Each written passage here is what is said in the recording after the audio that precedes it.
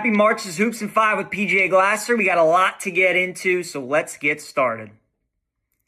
If you're just getting into college basketball because the calendar has turned to March, we got the bracket coming out in a couple weeks, what you should know is that right now there are 4 teams that are kind of a step above everybody else right now in college basketball. That would be Michigan, Duke, Arizona, and Florida. Those 4 teams are playing at a different level, and over the last couple days, all of them had ranked matchups, and all 4 of those teams took care of business. Michigan started things off on Friday against Illinois. Top 10 matchup in Champaign. Illinois is the best offense in the country. Only were able to score 70 points against that Michigan defense, who pick up an 84-70 win. We had a big game in the ACC. Top 2 teams in the Atlantic Coast Conference, Duke and Virginia, and the Blue Devils cruised to a 77-51 win over UVA as Duke just continues to get better and better each and every game. Next up, we had Arizona taking on Kansas. This was a big game in the Big 12. Jayhawks beat Arizona a couple weeks ago in Lawrence. This time around, Wildcats get their revenge. This was a 2-point game, maybe 15 minutes to go. Arizona just goes on a blitz as they win by 23, 84-61. And then finally, we had a ranked matchup in the SEC between Florida and Arkansas. Gators won by 34 points, 111-77 as they demolish Arkansas. Florida has been beating everybody in the SEC by double digits really for the last month and a half, and the defending champions are playing their best ball at the right time, looking like maybe they could be going back-to-back. But again, Michigan, Duke, Arizona, Florida, there's a really good chance that the national champion is going to be one of those 4 teams.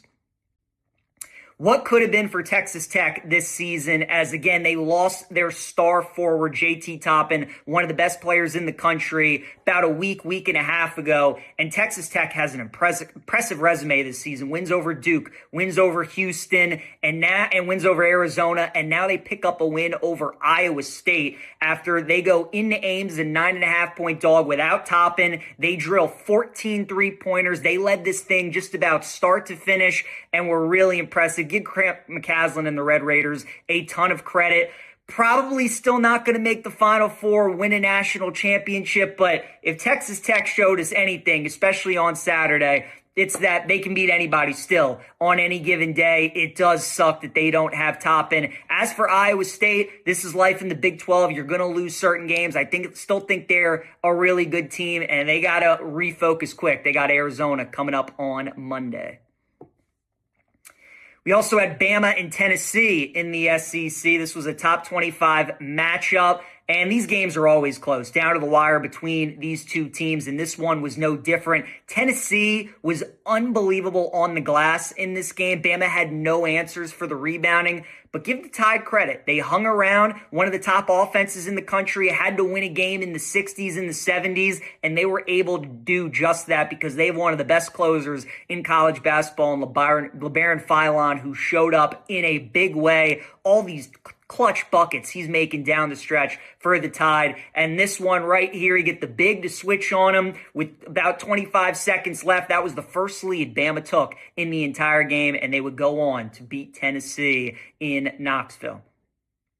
We also had St. Mary's and Gonzaga in the WCC. Always one of the best games in the year whenever the Zags go to Moraga to take on St. Mary's. And this year was no different. Going to be the last game we get between these 2 teams as WCC squads as the Zags are headed off to the Pac-12. And St. Mary's made it count. Mikey Lewis had 31 of the 70 points for St. Mary's in this game. He drilled 7 threes. St. Mary's drilled 16 as a team. That's the key for the Gales in March. We all know they play at a slow pace. They have a great defense. They rebound. They're well coached. Can they knock down perimeter shots? If they can do what they did to the Zags in March to the teams that they play, could be a dangerous team. Really good win for St. Mary's against Gonzaga.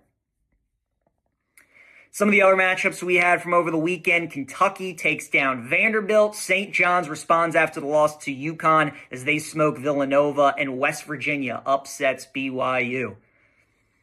On Monday, we have 2 good games. Duke takes on NC State in the ACC, and then a top 5 matchup between Arizona and Iowa State.